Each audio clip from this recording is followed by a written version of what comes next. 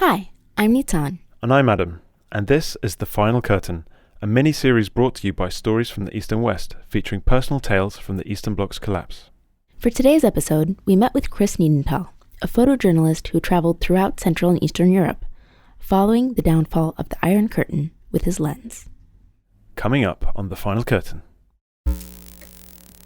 Dramatic eyewitness accounts of fighting in Bucharest. Police had forcefully beaten demonstrators in East Berlin. Thousands of Czechoslovaks shaking their house keys. The protest movement is now too big to be controlled. Good evening. It is over in Poland. Iron Curtain across Europe, torn down.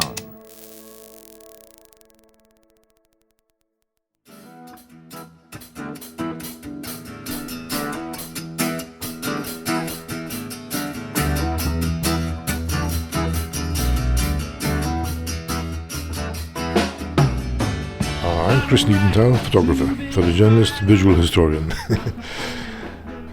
I was born in London. I'm a typical Londoner of Polish descent. Of course, this was the Poles who stayed in England after the war. Photography was my hobby, at first my hobby and then my profession. And the second thing I loved was drumming. When I played with two other guys, just a one-time band, really, just for one night. And we played so well that somebody invited us to come to play at the Marquee Club in London, which is where the Rolling Stones started and so on. So maybe I should have listened to that.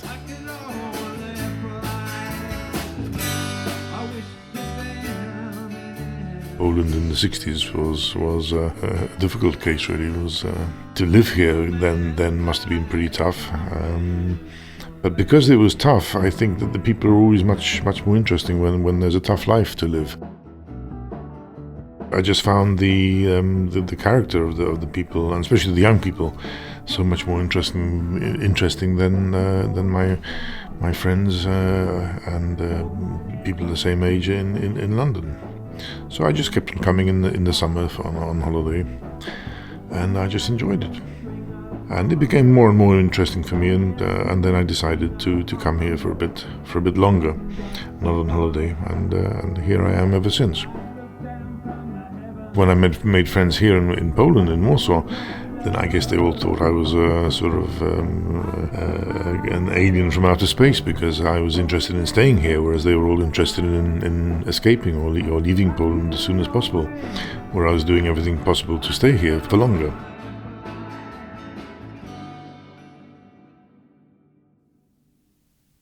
You know, Poland wasn't interesting to anybody in the 70s when I came here in 73. Nobody had really heard of Poland in the sense that it just wasn't on the map, really. If anybody heard anything about the Soviet bloc, then it was the Soviet Union, not Poland. So it wasn't really very easy to sell stories or pictures from Poland, because nobody was really interested in them. That's why the pictures I used to shoot at the beginning was simply just normal features, which could have been shot anywhere except that they were shot in Poland, like a beehive museum or a monk's fire brigade.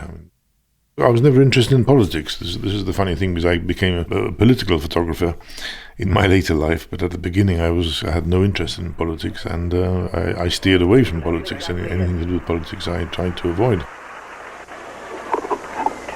Habemus Papam, Sancte Romane Ecclesiae, Cardinalem Wojtyła.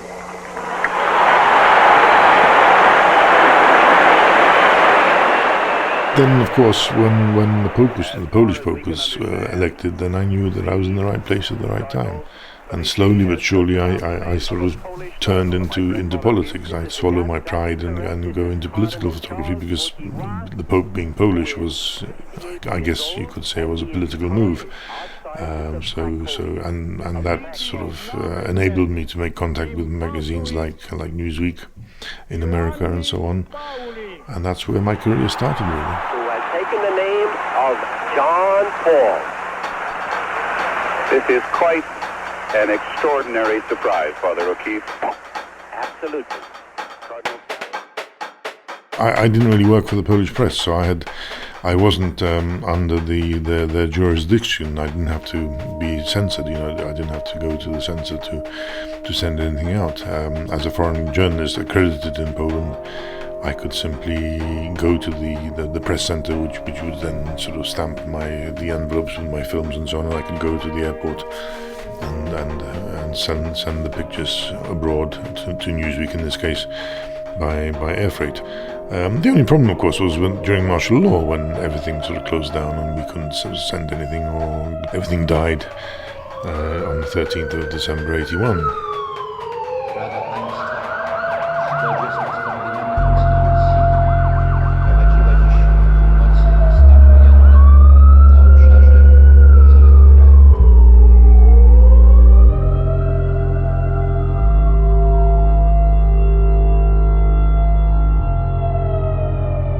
We immediately knew that we couldn't even take photographs. We couldn't go out on the street with a camera and just sort of hang around and shoot pictures of the soldiers and the tanks and the armoured personnel carriers. So that was difficult. So at the beginning, all the pictures I took had to be from hiding.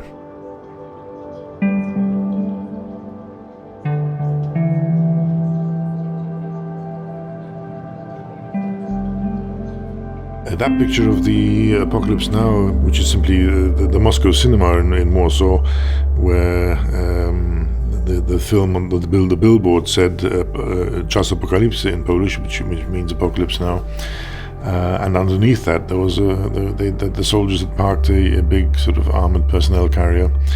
So everything fell into place. It was sort of martial law in a nutshell, because there was the Moscow aspect.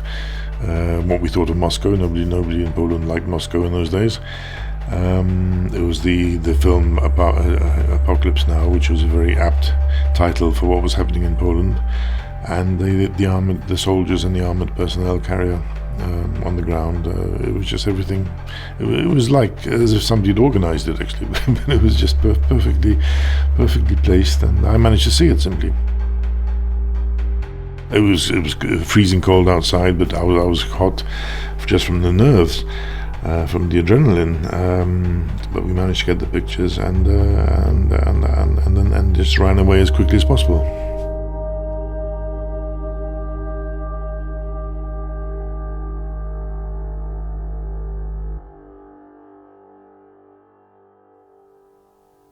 The problem, apart from actually shooting everything, was to get the pictures out to the films out to New York, because there were no aeroplanes. The aeroplanes, all flights were cancelled to and from Poland. The airports were closed, so the only way out from Poland was by train or by car, really.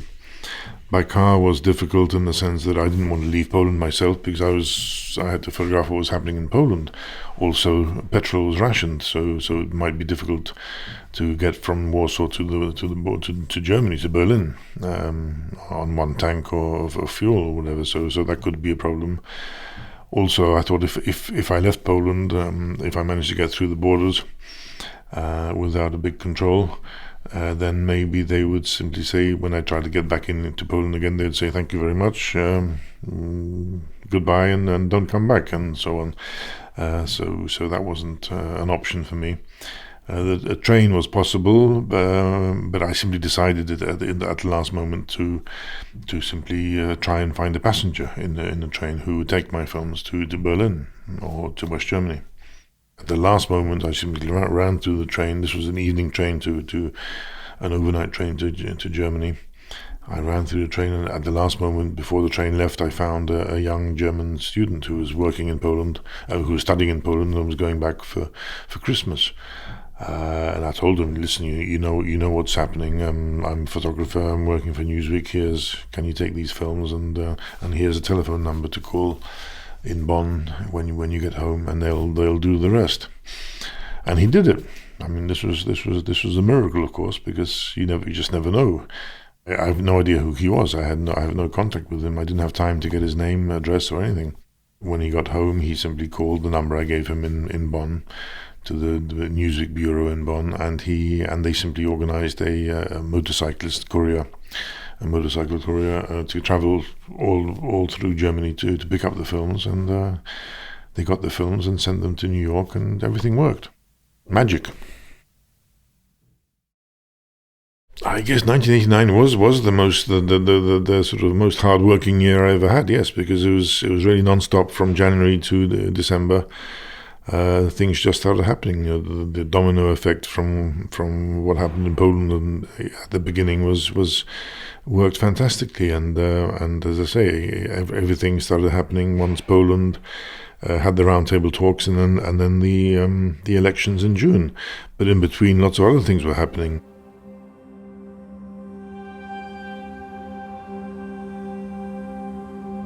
I was working for Time magazine in those days.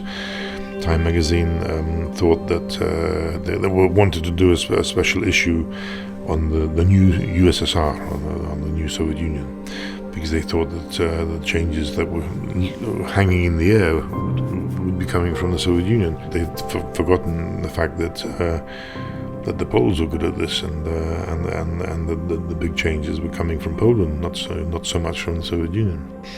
And then lots of things started happening. So I was pretty busy, including in May I was also in China. I went to photograph Gorbachev. Gorbachev came to Peking or Beijing, and I was sort of attached to Gorbachev in the sense that wherever Gorbachev traveled, I traveled with him. So I ended up in Beijing. And that's where the students had already been demonstrating for a month. I think they started occupying Tiananmen Square in April. Of course, what I didn't realize was that in a few weeks' time there would be a tragic ending to it all. The crowd is still here.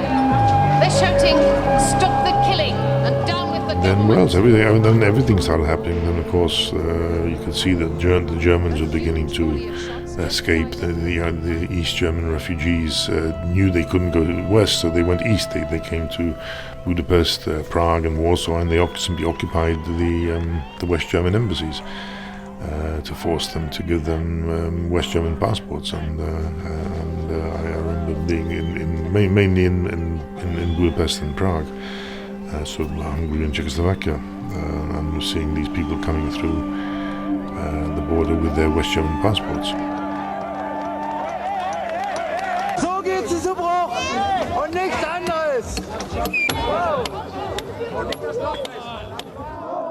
The wall came down on November the 9th. I managed to get to Berlin on early in the morning on November the 10th.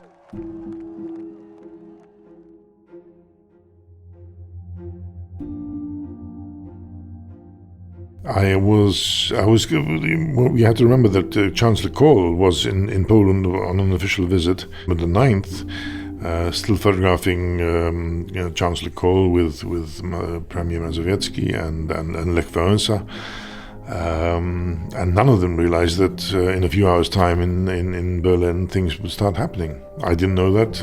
Wałęsa didn't know that. Kohl didn't know that. Mazowiecki didn't know that. So I was covering that visit.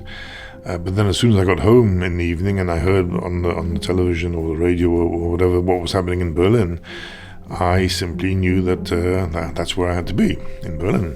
And luckily, for some reason, I never realized why, but I guess I must have sort of felt things in the air. Several weeks before, I had bought a ticket from Warsaw to Berlin on an East German Interflug flight to East Berlin for 7 o'clock on the 10th of November. And why I bought that, who knows? It was just some sort of feeling I must have had, and so I could jump on the plane at 7 o'clock in the morning. Whereas all the West German photographers who were in Warsaw then covering the visit, they were trying to get out as soon as they could. Even Chancellor Kohl came to Berlin later than I did, so I was the first one there. So from 8 o'clock I was working in Berlin, on both sides of Berlin.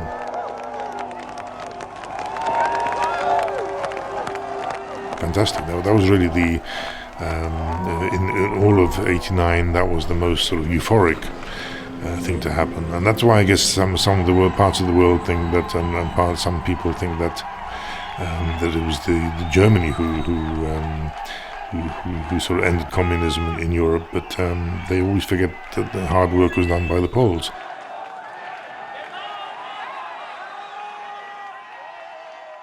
And so on and so on. After Berlin, of course, it was Bulgarians, even Lithuania. The Soviet Republic of Lithuania wanted to break away, but they didn't manage it then. But they made sure that the world knew that they were interested in this. Romania was at the end, of course, but there was so much going on. I just didn't manage to get there for the big story in Bucharest when people were dying really because they were being shot by the secret police and the army and so on. But I managed to get in just over New Year actually. So that's sort of on the border of 89 and 90. And I didn't go to Bucharest. With my correspondent, we went to just a small village in the north of Romania to see what it was like not in the capital. That was a wonderful year, but it really sort of burnt me out, I must say. I was pretty tired after all that.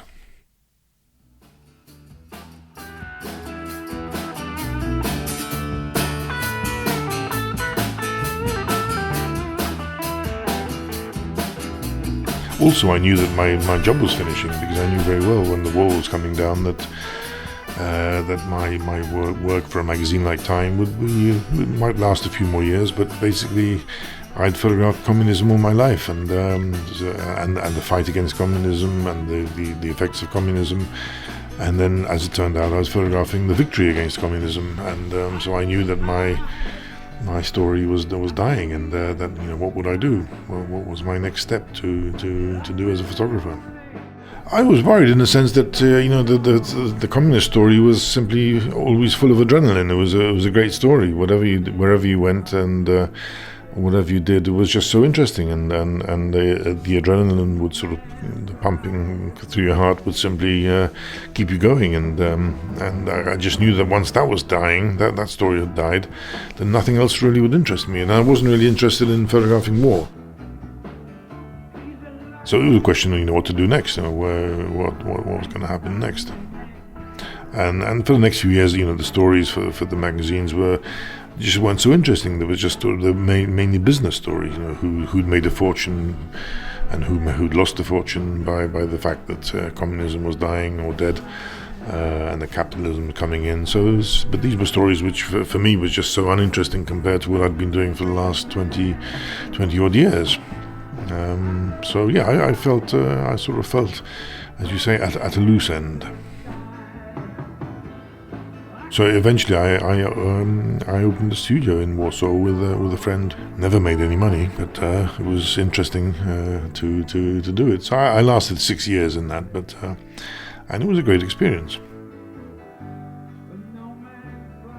I guess I was reborn when the Law and Justice Party gained power in Poland, and I immediately sort of dusted my cameras and came out on the streets to photograph the protests, which have been going on for the last few years. So whether it's raining, snowing, or nighttime or daytime hours, I tried to be at the protests and the demonstrations and the marches against what the government was doing.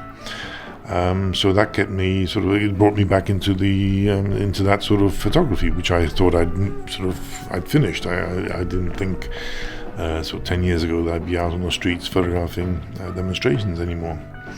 But I felt compelled to do it because seeing as I had photographed Polish history for so long, Polish and also East European and Soviet history for so long, I just felt there's my duty to carry on documenting what was happening in Poland. And now in my free time I also play drums.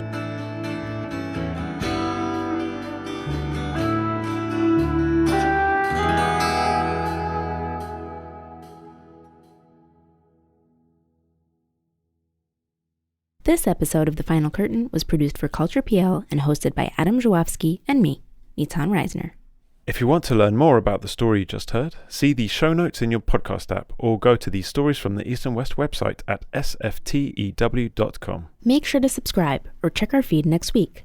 You'll get a chance to discover the story of Wojciech, a key person behind the outlawed and underground radio station, Radio Solidarność. See you then.